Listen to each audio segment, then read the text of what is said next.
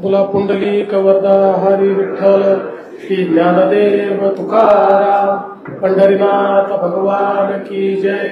माऊली ज्ञानेश्वर महाराज की जय। जगद्गुरु तुकाराम महाराज की जय। हिंदवी स्वराज्याचे सरसंस्थापक छत्रपती शिवरायांना मानाचा मुजरा करतो।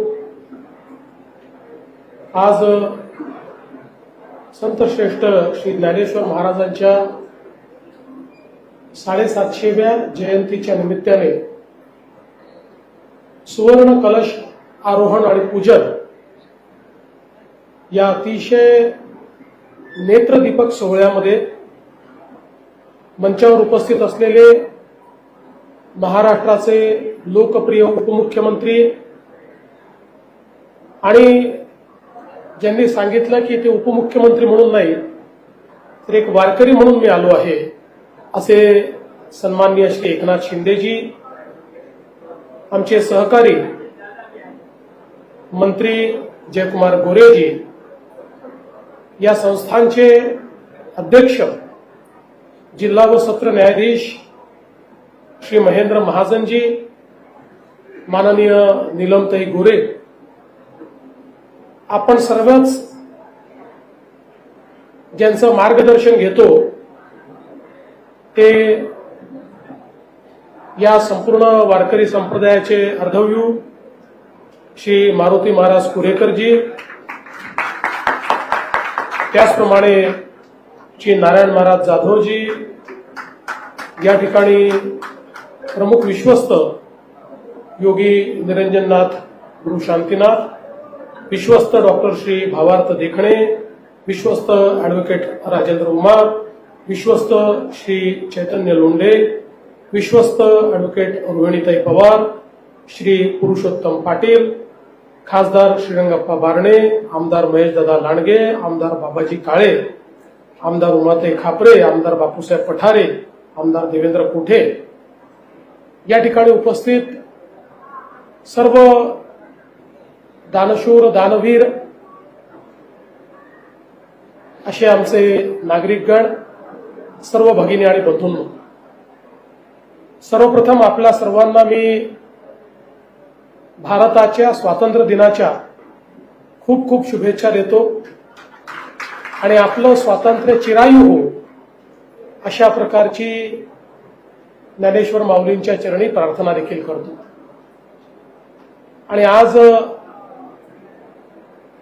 जन्माष्टमीचा दिवस आहे। आपल्याला माहिती आहे की योगेश्वर श्रीकृष्णाला आपण पूर्ण अवतार मानतो आणि या पूर्ण अवताराने ज्या प्रकारे जीवनाचा मार्ग आपल्याला दाखवला आणि कुरुक्षेत्राच्या मैदानामध्ये ज्यावेळी पार्थ लढायला तयार नव्हता आणि धर्मयुद्ध मी लढू शकत नाही असं सांगत होता, त्यावेळी विश्वरूप दर्शन देत जगातलं सगळ्यात मोठं ज्ञान भगवद्गीता ही योगेश्वर श्रीकृष्णांनी सांगितली आणि त्याच पवित्र दिवशी ही गीता सामान्यातल्या सामान्यापर्यंत मराठीमध्ये ज्यांनी पोचवली, हे वैश्विक ज्ञान सामान्य माणसापासून जे कदाचित दूर होतं ते त्याच्यापर्यंत पोचवलं। अशा ज्ञानेश्वर माऊलींच्या या मंदिराच्या कळशाचं आरोहण, सुवर्ण कळशाचं आरोहण हे आज होत आहे। यापेक्षा सुंदर अशा प्रकारचा योगायोग हा दुसरा कुठलाच असू शकत नाही आणि म्हणून मी सर्व विश्वस्त मंडळीचं मनापासून अभिनंदन करतो आणि त्यांचे आभार देखील मानतो। खरं म्हणजे अध्यक्ष तर प्रत्यक्ष न्यायाधीश महोदय आहेत, पण सगळे जे विश्वस्त आहेत, मला अतिशय आनंद वाटतो की ही नवीन पिढी आहे, सगळे सुशिक्षित आहेत, शिकले सवरले आहेत आणि लौकिक ज्ञानासोबत आध्यात्मिक ज्ञान देखील यांनी सर्वांनी प्राप्त केलेलं आहे. वारकरी संप्रदायाची जी मूल्य आहे त्या मूल्यानुरूप काम करण्याचा प्रयत्न करणारे असे सगळे विश्वस्त या ठिकाणी लाभले. आणि म्हणूनच मला असं वाटतं की इतकं चांगलं सुवर्ण कलशाचं काम या ठिकाणी होऊ शकलं. आणि शिंदे साहेबांनी सांगितलं खरं आहे की केवळ घोषणा झाली आणि अनेक दानशूर सर्व आपल्यासारखी मंडळी ही पुढे आली आणि आपापल्या परीनं प्रत्येकाने त्या ठिकाणी दान दिलं. मी तर असं म्हणेल याला दान म्हणणं योग्य नाहीये, हे आपलं समर्पण आहे. प्रत्येकाने आपापलं समर्पण दिलं आणि त्या समर्पणातनं हा सुवर्ण कलश या ठिकाणी उभा राहिला. आणि या समर्पणामध्ये कलशाचं काम हे आमच्या शिंदे साहेबांनी केलं, हे देखील अत्यंत महत्वाचं आहे. आणि आज एकीकडे सुवर्ण कलशाचं आपण आरोहण केलं आहे, त्याचं पूजन केलेलं आहे. आणि मगाशी योगीजींनी सांगितलं की देशामध्ये बोटावर मोजणारी मंदिरं आहेत की ज्या ठिकाणी संपूर्ण सुवर्णाचा कलश आहे. सुवर्ण कलश तर अनेक ठिकाणी आहे, पण संपूर्ण सुवर्णाचा कलश हा फार कमी ठिकाणी आहे. आणि आज त्यामध्ये आळंदीची भर या ठिकाणी पडली आणि माऊलीच्या या मंदिराची भर पडली. ही खरोखर आपल्या सगळ्यांकरता आनंदाची गोष्ट आहे. आणि त्यासोबत जे मुख्य द्वार आहे त्याचंही आपण या ठिकाणी पुनरुज्जीवन करण्याकरता भूमिपूजन केलेलं आहे. महाजी शिंदे ज्यांनी खऱ्या अर्थानं छत्रपती शिवरायांनी तयार केलेलं हिंदवी स्वराज्य हे ज्यावेळी पानिपतच्या लढाईनंतर पूर्णपणे घायाळ होतं आणि अनेकांना असं वाटायचं की आता मराठा साम्राज्याचा अस्त झाला, हे साम्राज्य पुन्हा उभं राहू शकत नाही. अशा काळामध्ये पुन्हा एकदा त्या साम्राज्याला जोर देत केवळ 10 वर्षामध्ये दिल्लीचं तख्त पुन्हा एकदा जिंकणारे महाजी शिंदे होते. आणि म्हणून त्यांच्यासारखा योद्धा, त्यांच्यासारखा व्यासंगी, त्यांच्यासारखा कवी, त्यांच्यासारखा गीतकार, त्यांच्यासारखा गझलकार, त्यांच्यासारखा या ठिकाणी नाट्यकर्मी, तुम्ही सांगा ती विधा आणि सांगा ती कला, ज्या शौर्य आणि प्रतापी अशा व्यक्तीला त्या ठिकाणी उपलब्ध होती, अशा महाजी शिंद्यांच्या या बहादराचं देखील आज भूमिपूजन झालंय. आणि आनंदाची गोष्ट आहे की मध्यंतरीच्या काळामध्ये आपण फार विचार न करता सगळीकडेच त्या त्यावेळेच्या अनुकूलतेनुसार सिमेंट कॉन्क्रीटची काही भर टाकून दिली, वेगळ्या पद्धतीचं बांधकाम करून टाकलं. त्यामुळे याचं जे अभिजात सौंदर्य आहे ते कुठेतरी कमी झालं होतं. पण आता या पुनर्निर्माणामुळे ते सौंदर्य देखील पुनर्प्राप्त होईल. आणि म्हणून मी त्याही करता विश्वस्तांचा अतिशय मनापासून या ठिकाणी आभार मानतो. आणि सगळ्यात महत्वाचं म्हणजे जे ऑडिओ बुक या ठिकाणी आपण तयार केलंय ते आपलं खूप मनापासून आभार मानेन, आपलं अभिनंदन करेन. खरं म्हणजे या ठिकाणी आमचं जे गीतेचं तत्वज्ञान आहे, हे तत्वज्ञान खऱ्या अर्थानं जगातलं सर्वोत्तम तत्वज्ञान आहे. आणि आज केवळ आम्ही हे सांगत नाही, तर जगातल्या प्रगत देशांमध्येही हे तत्वज्ञान स्वीकारलं जात आहे.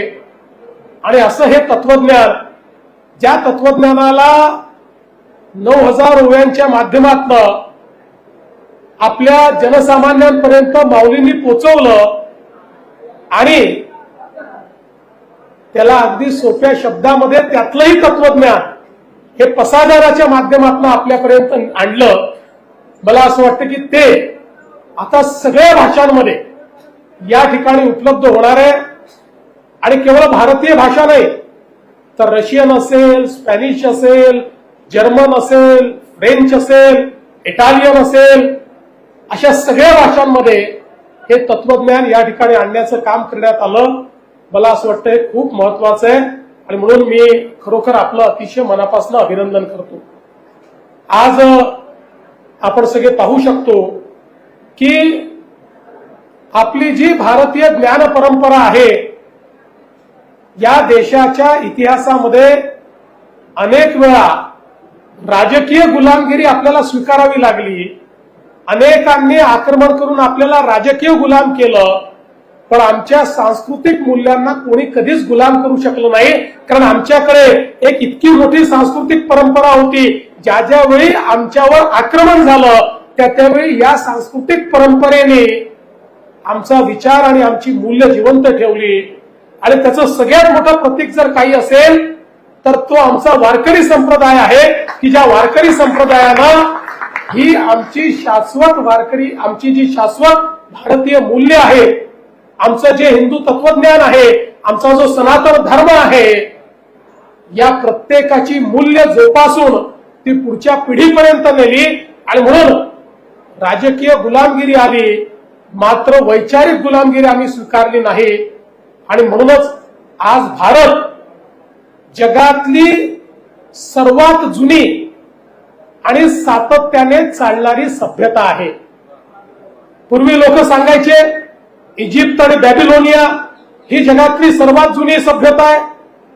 इजिप्त आणि बॅबिलोनियाची जी सभ्यता आहे 4000 वर्षापूर्वीची आहे, त्यापेक्षा जुनी नाही आहे, ती संपून गेली.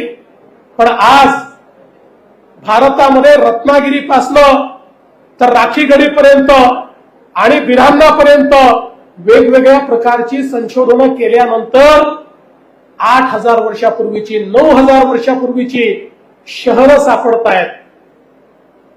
गावं नाही, शहरं, ज्याच्यामध्ये पूर्ण रूपाने विकसित अशा प्रकारची नगरं, जो तुकाराम महाराजांनी सांगितलं होतं नगर स्थापनित करावी, तशा प्रकारची नगरं ही आपल्याला त्या ठिकाणी पाहायला मिळत आहे की ज्याच्यामध्ये बहुमजली इमारती आहेत, ज्याच्यामध्ये ड्रेनेजची व्यवस्था आहे, ज्याच्यामध्ये मोठे मोठे रस्ते आहेत.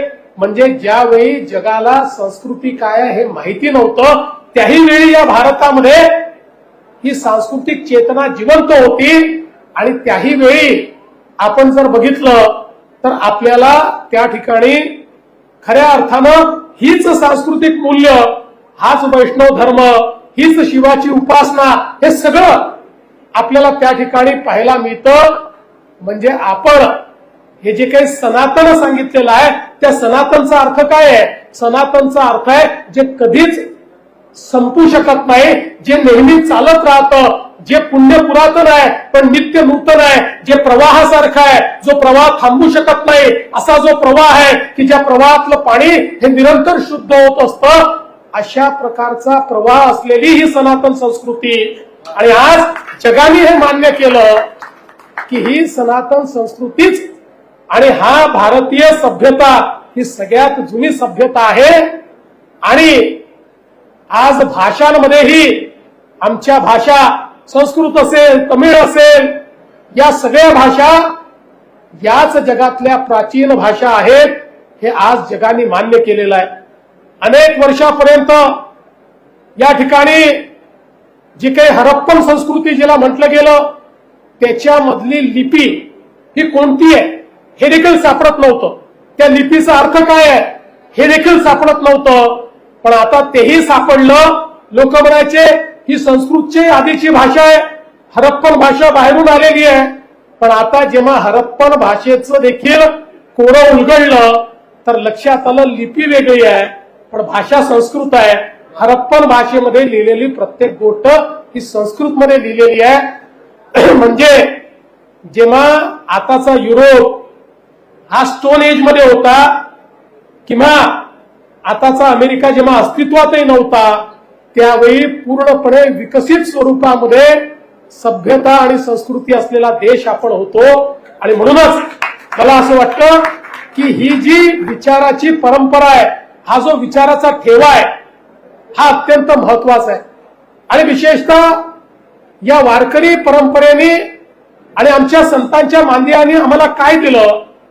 आपण बघा, या देशाच्या इतिहासामध्ये जेव्हा जेव्हा आम्ही वेगवेगळ्या गटांमध्ये खंडित झालो, कधी जातीमध्ये, कधी अजून कुठल्या तरी वेगवेगळ्या प्रथांमध्ये आम्ही ज्यावेळेस विभाजित झालो, आम्ही ज्यावेळी एक प्रकारे मनुष्यांमध्ये भेद करायला लागलो, त्यावेळी आम्ही गुलामगिरीमध्ये गेलो आणि त्यावेळी संतांनी आम्हाला शिकवण दिली की आपल्याला एकत्रित राहायचं आहे. आज आपण जर संतांची शिकवण आणि संपूर्ण वारकरी परंपरा बघितली तर ही परंपरा अशी आहे जी प्रत्येक आमचा वारकरी हा समोरच्या वारकऱ्यामध्ये पांडुरंगाला पाहतो. तो त्याची जात पाहत नाही, पंथ पाहत नाही, भाषा पाहत नाही, त्याच्याकडे श्रीमंती आहे की गरिबी आहे पाहत नाही. तो त्याच्या पायामध्ये त्या ठिकाणी दंडवत करतो, त्याच्या पाया पडतो आणि त्याच्यामध्ये विठ्ठल पाहतो. ही जी काही संस्कृती आम्हाला दिलेली आहे, ज्ञानेश्वर माऊलींना देखील संन्यासाची मुलं म्हणून त्या ठिकाणी हिणवलं गेलं. त्या वेळेच्या समाजाने अनेक प्रश्न उभे केले आणि या प्रश्नांमध्ये जेव्हा समाज विभाजित झाला त्यावेळी आम्ही गुलामगिरीकडे गेलो आणि म्हणून संत समाजाने आमच्या सगळ्या समाजाला सांगितलं आपल्याला एकत्रित राहावं लागेल, तरच आपण एकत्रित विकास करू शकू, तरच आपण एक चांगला समाज तयार करू शकू. आणि हीच संतांची शिकवण, ही शाश्वत शिकवण आहे आणि माऊलींची शिकवण देखील तीच शिकवण आपल्याला या ठिकाणी मिळालेली आहे. कारण माऊलींनी पसायदानाच्या माध्यमातून कुठल्या व्यक्तीकरता दान मागितलेलं नाही, कुठल्या परिवाराकरता दान मागितलेलं नाही, केवळ वैष्णवांकरता देखील दान मागितलेलं नाही, संपूर्ण विश्वाकरता दान मागितलेलं आहे. ही विचार करण्याची जी काही श्रीमंती आहे ती श्रीमंती आपल्याला त्या ठिकाणी माऊलींच्या ठाई दिसते, ती आमच्या संतांच्या ठाई दिसते. आणि खऱ्या अर्थानं केवळ 21 वर्ष माऊलींचं जीवन होतं, ते तर आज संजीवन आहे. पण या भौतिक जगामध्ये केवळ 21 वर्ष आपल्यामध्ये ते होते. पण या 21 वर्षाच्या आपल्या जीवनामध्ये आपल्याला जे काही ते देऊन गेले, हे मात्र कितीही शतक गेली तरी देखील त्या ठिकाणी आपल्याला मार्ग दाखवत राहणार आहे. खरं म्हणजे मला असं वाटतं की नामदेवरायांचे आपण आभार मानले पाहिजे की त्यांनी ज्या प्रकारे हा संजीवन सोहळा आपल्यापर्यंत पोहोचवला. आणि विचार करा की ही सगळी मंडळी किती योगी होती, किती यांच्यामध्ये एक प्रकारे ईश्वराचा अंश होता की संजीवन समाधी घ्यायची. म्हणजे मला असं वाटतं आपण जर विचार केला तरी आपल्या अंगावर एक थरार उभा होतो. पण अशा प्रकारे इतकं मोठं कार्य करायचं आणि म्हणूनच आज ज्यावेळी आपण या ठिकाणी येतो त्यावेळी त्यांनी तयार केलेली ऊर्जा ही आपल्याला प्राप्त होत असते आणि ती ऊर्जा आपल्याला सन्मार्ग दाखवते. ती ऊर्जा आपल्याला चांगलं कार्य करण्याची शक्ती त्या ठिकाणी देते. आणि म्हणूनच आज इतक्या चांगल्या कार्यक्रमामध्ये तुम्ही आम्हाला बोलवलं. बघा, शेवटी आमच्याही मात्या पित्यांनी काहीतरी चांगली कामं केली असतील म्हणून आम्हाला प्रत्यक्ष या मंदिराच्या कळसारोहणाच्या कार्यक्रमामध्ये प्रमुख अतिथी म्हणून येता आलं. आणि म्हणून मी आपल्या सर्वांचे अतिशय मनापासून आभार मानतो, सर्व दानदात्यांचे आभार मानतो आणि माझं बोलणं संपवतो. धन्यवाद. जय हिंद, जय महाराष्ट्र, रामकृष्ण हरी.